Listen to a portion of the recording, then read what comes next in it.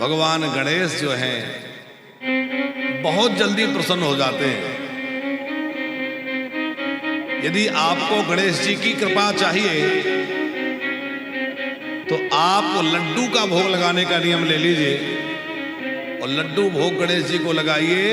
थोड़े दिनों में ही आपके बड़े से बड़ा काम गणेश जी कर देंगे। बड़े दयालु हैं गणेश जी, हमने करके देखा है। डूंगर सिंह जी, हमारे यहाँ एक भोपाल में जब हम रहते थे तो वहाँ एक बड़े अच्छे महापुरुष पहुँचे थे। वो वहीं रहने के लिए कुछ दिन के लिए गए थे, हमारे पास में ही रहे थे।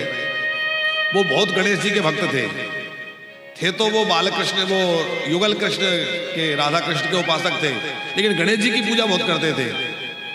गणेश पुराण का पाठ करते थे। तो वो मिट्टी के गणेश जी बना के प्रतिदिन अभिषेक करने का उनका नियम था। प्रतिदिन मिट्टी के गणेश जी बनाना, और उनकी बनाने की विधि भी इतनी सरल थी कि वो 2 मिनट में बन जाते थे। अच्छा, जैसा करो संग वैसा लगे रंग, उन्हें हमें भी सिखा दिया। मंदिर में आते थे, बोले किया करो, ठीक है। तो हम भी वो मिट्टी के गणेश जी बनाए और उनका अर्चन करने लगे। माता जी वो हमें नर्मदा जी ले गए। हमारी अवस्था छोटी थी और वो वयोवृद्ध थे। बोले चलो ट्रेन में बैठ के हम लोग नर्मदा चलें। क्यों? बोले भाई गणेश जी की पूजा करेंगे। इतने गणेश जी के प्रेमी थे वो। तो वहां नर्मदा जी के तट की मिट्टी ली, नर्मदा तट से मिट्टी लेके वहीं गणेश जी बनाए। और गणेश जी एक नहीं बनाए, फिर बोले अब इतनी दूर आए हैं तो खूब सारे गणेश जी बनाए। तो जैसे लोग शंकर जी बनाते ना, ऐसे खूब सारे गणेश जी बनवाए उन्होंने। और वहीं सीढ़ियों पे, सेठानी घाट की सीढ़ियों पे रख करके, और वहीं दूध पंचामृत ले गए थे, अभिषेक किया, दूर्वा चढ़ाई। और रास्ते में हमें बात और ना करने दें। हम कुछ पूछे बात करें तो क्या कहें? सुनो सुनो, गम गणपति बोलो, गम गणपति नमा, गम गणपति नमा। पूरी ट्रेन में हम गए। भोपाल से लगभग 70-72 किलोमीटर है। हम कुछ बात, अब हमारी अवस्था छोड़ी तो कुछ बात करने का मन हो तो वो क्या कहें? गम गणपति बोलो, गम गणपति नमा, गम गणपति नमा। और वहां भी पूरे समय गम गणपति नमा, गम गणपति नमा कह के बनाए। फिर वहीं हम वो नर्मदा जी में पूजा किए और नर्मदा जी में विसर्जित कर दिए। फिर वहां से लौटते समय कुछ वहां थोड़ा प्रसाद वगैरह पाया और रात में लौट के आए। ऐसा उन्होंने 2-3 बार करवाया। वो घर में तो डेली बनवाते। तो उनके साथ रह के हमने लगभग 2-3 महीने गणेश जी की वैसी बढ़िया सेवा करी। उसका जीवन में इतना चमत्कारिक लाभ मिला, एक तो भक्ति मार्ग में, कि हमें उस समय तो ऐसा लगता था कि हमारा घर द्वार भी छूट जाए। गणेश जी ने ऐसा भक्ति में मन लगा दिया था कि कुछ अच्छा नहीं लगता था। बस ये लगता था कि बस केवल भगवान का भजन करो, बाकी सब। और हमारा जो श्रीमद् भागवत का, रामचरितमानस का विशेष अध्ययन है, वो उसी काल में ज्यादा हो पाया, क्योंकि मन सब जगह से हट गया। और मन हट गया तो फिर ये लगता था कि बस पुराण पढ़ते रहो, शास्त्र पढ़ते रहो, गीता भागवत पढ़ते रहो। और खूब गणेश जी की कृपा प्राप्त हुई। और हमें लगता है वो उतने से दिनों की सेवा का इतना फल मिला कि आज तक वो फल मिल रहा है और जीवन भर उसका कहने का अवसर नहीं है। पंकज जी आप पीछे चले जाते, आनंद नहीं आता, आगे ही रहा करो। तो माता जी, हमारे मन में वानप्रस्थ बनाने की योजना थी, लेकिन उसके लिए कोई निश्चित वो नहीं था कि कैसे बनाएं, कहाँ बनाएं, क्या करें। भोपाल में एक जमीन ली, उसको बनाने की तैयारी भी थी, पर कुछ ठीक से व्यवस्था नहीं बैठ रही थी। और वानप्रस्थ बन जाए इसलिए नहीं, सहज भाव में हमारे मन में इच्छा हुई कि मिट्टी के शिवलिंग बनाना शुरू करें। तो वानप्रस्थ के लिए नहीं, वो तो बस ऐसे ही। तो हमने 3-4 महीने लगातार प्रतिदिन मिट्टी के शिवलिंग बनाए, उनका अभिषेक दूध दही पंचामृत से रुद्र सूक्त के द्वारा करके बढ़िया बेलपत्र वगैरह चढ़ा के, पुष्प चढ़ा के श्रृंगार करें, भोग लगाएं, शाम को विसर्जित कर दें। कुछ दिन किया और हमें ऐसा लगता है कि वो जो पार्थिव शिवलिंग का अर्चन कुछ दिनों तक किया, उन्होंने अपने आप ऐसी योजना बनाई कि अपने आप जो है, कहाँ तो भोपाल में वहां बैठे थे और वहां से वृंदावन ले आए और आज वानप्रस्थ की छत में बैठे और कथा हो रही है और इतने भक्त आनंद ले रहे हैं। वो सब व्यवस्था के पीछे महादेव जी की कृपा।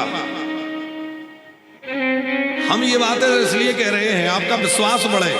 हम अपनी कोई आत्मकथा नहीं सुनाना चाह रहे हैं कि भैया आप लोग करके तो देखिए। हम लोग चाहते हैं कि कुछ ऐसा हो, कोई लकड़ी घुमा दे, हमारा काम हो जाए। अरे लकड़ी घुमाने से नहीं हो, आप बढ़िया गणेश जी की सेवा करिए, भगवान शिव की सेवा करिए और जो चाहिए वो ले लीजिए। भगवान कहते क्या चाहिए एक बार कहो तो सही। गणेश जी को दूर्वा बड़ा प्रिय, दूर्वा बहुत प्रिय है।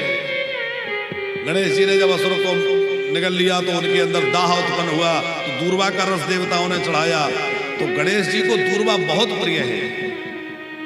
गणेश जी को दूर्वा क्यों प्रिय है? दूर्वा अमृत से उत्पन्न हुई। जब अमृत के कण गिरे तो दूर्वा पृथ्वी से पैदा हुई।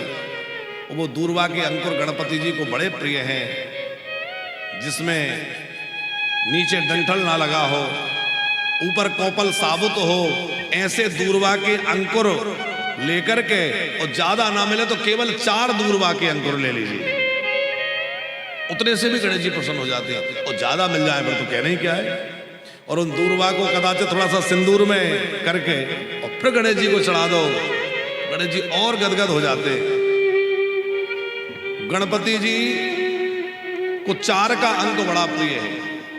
चतुर्थी उनकी है ना, चतुर्थी को प्रकट भय, तो 4 का अंक भी बड़ा प्रिय है। 4 लड्डू भोग लगाओ, 4 दूर्वा या कोई चीज 4 की संख्या में ले तो बड़ा प्रसन्न होते हैं गणेश जी। 1000 लड्डुओं का जो भोग लगाता है, गणेश अथर्वशीष में आप लोग पाठ करते हैं, तो 1000 लड्डुओं का भोग गणेश जी को लगा लो, और जो मन में आए सो मांग लो, गणेश जी कहेंगे ले जाओगे।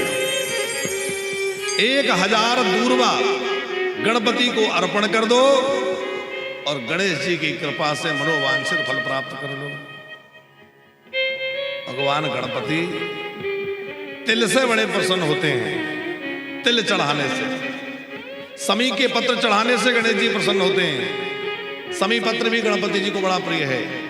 तुलसी जी से गणेश जी का झगड़ा है, इसलिए गणेश जी की पूजा में तुलसी नहीं चढ़ती। गणेश जी के भोग में भी तुलसी नहीं रखी जाती। बाकी देवताओं के भोग में तुलसी डाली जाती है, लेकिन गणपति जी के भोग में तुलसी का भोग नहीं लगता। तुलसी से उनका झगड़ा हो गया था, तो गणपति जी के भोग में दूर्वा डाली। और कोई भारी संकट आ जाए तो संकट नाशन जो गणेश स्तोत्र है, 8 ब्राह्मणों को बिठा करके और संकट नाशन गणेश स्तोत्र के 1000 पाठ करवाइए, आपके बड़े से बड़ा संकट भगवान गणेश हवा की तरह उड़ा देंगे, पता नहीं चलेगा, रास्ता निकल आएगा। बड़े बड़े प्रयोग है साहब। गणेश अथर्वशीष का पाठ करने से विद्यार्थी वर्ग को बहुत जल्दी स्मरण शक्ति तीव्र हो जाती है, और उसकी मेधा बुद्धि बड़ी प्रखर हो जाती है। अब गणेश अथर्वशीष कोई न कर पावे तो उसके लिए गणेश जी का बीज मंत्र, जो अभी हम कह रहे थे कि वो हमसे जब आया उन्होंने गम गणपते नमः, गम गणपते नमः, गम गणपते नमः, ये विद्यार्थियों से थोड़ी देर गणेश जी के सामने करवाया करो। छोटे छोटे बच्चे हैं, उनसे कहो कि गम गणपते नमः बोलो और गणेश जी को दूर्वा चढ़ाओ। आप देखिएगा उनकी स्मरण शक्ति तेज हो जाएगी। अभी उनका मोबाइल में जो मन ज्यादा लगता है वो पूजा में, भजन में और पढ़ाई में ज्यादा मन लगने लगेगा।